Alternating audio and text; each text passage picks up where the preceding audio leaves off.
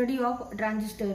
This is NPN transistor. This transistor is a bipolar junction transistor, and transistor consists of three semiconductor region: emitter, base and collector, and there are two junction in between emitter and base. There is a one junction, and base and collector there is another junction J2, and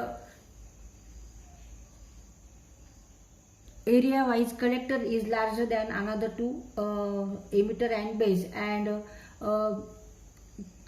base is thinner than emitter and collector, and emitter is heavily doped and base is lightly doped and collector is medium doped. Now N, P, N means N type, P type and N type semiconductors. Now as soon as a transistor is formed, two potential barriers are produced. One is between emitter and base, and another one between base and collector.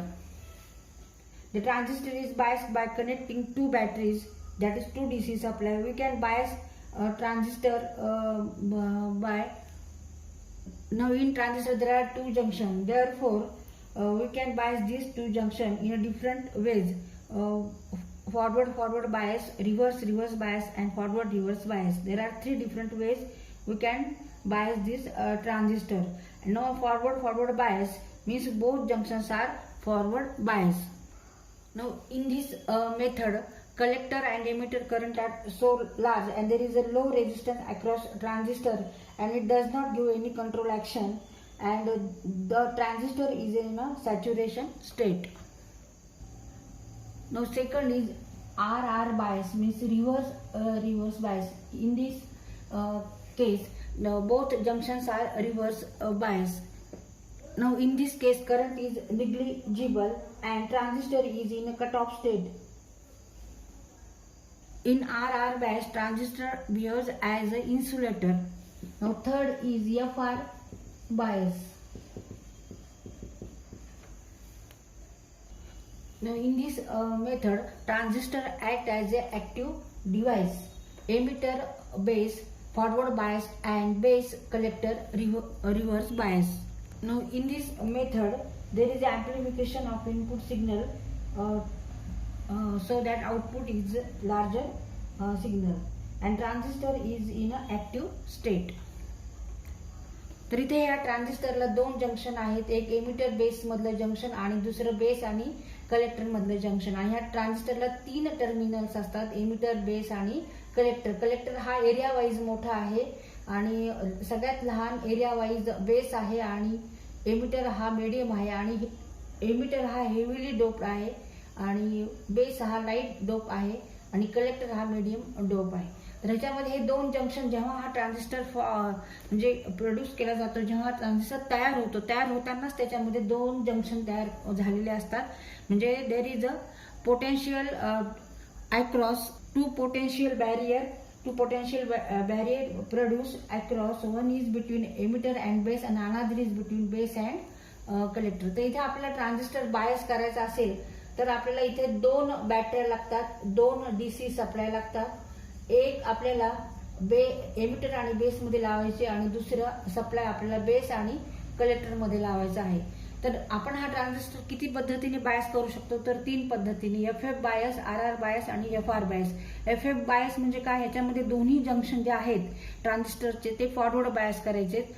पण ह्यावेळेस काय होतं, transistor मधून खूप current वाहतो, म्हणजे emitter current आणि collector current हा खूपच लार्ज असतो त्याच्या, आणि त्याच्या अक्रॉस खूप निग्लिजिबल रेजिस्टन्स असतो, load resistance, and therefore transistor is in saturation state. म्हणून ही काही युजफुल मेथड नाही. एफ बायस ही काही उपयोगाची मेथड नाही, उपयोगाची पद्धत नाही. आर मेथडमध्ये काय होतं, रिव्हर्स बायसमध्ये इथे एमिटर बेस हा रिव्हर्स बायस केला जातो आणि बेस कलेक्टर हा पण रिव्हर्स बायस केला जातो. आता ह्या वेळेस ट्रान्झिस्टरमध्ये खूप हाय रेजिस्टन्स तयार होता आणि हा इन्सुलेटर सारखा ऍक्ट करतो आणि त्याच्यामधून कोणताही करंट वाहत नाही, झिरो करंट वाहतो. तर ह्यावेळेस transistor is in cut off state. आणि जेव्हा आपण FR बायस करू, म्हणजे एमिटर आणि बेस मध्ये फॉरवर्ड बायसिंग आणि बेस आणि कलेक्टर मध्ये रिव्हर्स बायसिंग जर करू, त्यावेळेस मात्र ट्रान्झिस्टर हा ऍक्टिव्ह स्टेट मध्ये असतो. तर ह्या बायसिंग मध्ये transistor can amplify and input signal to produce a larger output signal. म्हणून ही मेथड उपयोगाची आहे. FR biasing. FR biasing method is correct method. आता इथे ह्या डायग्राममध्ये बघा आपण एमिटर बेस हा फॉरवर्ड बायस केलेला आहे. N connected to N type semiconductor connected to negative terminal of DC volt source and P type semiconductor is connected to positive terminal of DC volt VEE. आणि base आणि collector हे reverse bias केलेत. इथे आपण VCC battery जोडलेली आहे. P type semiconductor connected to negative आणि N type semiconductor that is collector connected to positive terminal of VCC. आता इथे हे जे व्होल्टेज आहे हे हाय व्होल्टेज आहे आणि हे लो व्होल्टेज आहे. आणि इथे ही जी डायरेक्शन दाखवली आहे it is a direction of conventional current. Now negative terminal of battery VE repels electron towards base. They enter in the base region. Base is a p-type material and it is lightly doped. Thus, few electrons recombine with holes and those number of electrons will pass into base towards positive terminal of the battery VEE. And rest of the electrons are attracted positive terminal of battery VCC through collector. The collector collects most of the electrons. Therefore, emitter current is very close to the collector current. That is IE nearly equal to IC or IE equal to IC. IE means emitter current and IC means collector current. Now this is the direction of conventional current and electron flow like this and conventional current flow like this. Now IE equal to IC plus IB. Emitter current equal to collector current plus base current. तर इथे negative terminal of this battery repels electrons. म्हणजे या negative terminal हा push करतो इलेक्ट्रॉन्सला P region मध्ये जाण्यासाठी. आता P region हा लाईटली डोप असतो त्याच्यामध्ये थोडेसेच होल्स असतात. मग तिथे काय होतं few electrons recombine with holes and those number of electrons will pass into base. मग काही इकडे जातात आणि उरलेले जे आहे इकडे जातात positive terminal of this battery आणि रिमेनिंग जे आहेत इलेक्ट्रॉन्स ते पुढे जातात आणि ते remaining electrons attracted by positive terminal of this battery. ते पॉझिटिव्ह टर्मिनल व हे इलेक्ट्रॉन असे इकडे अट्रॅक्ट होतात आणि ते कलेक्टरच्या मधून जातात. Now collector collects most of the electrons. Therefore, emitter current is very close to the collector current. Alpha and beta of a transistor.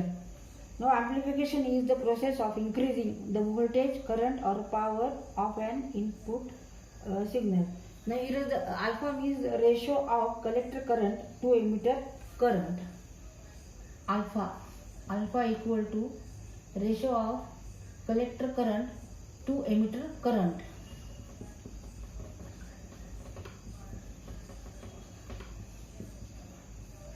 Emitter current. And beta is ratio of collector current to base current.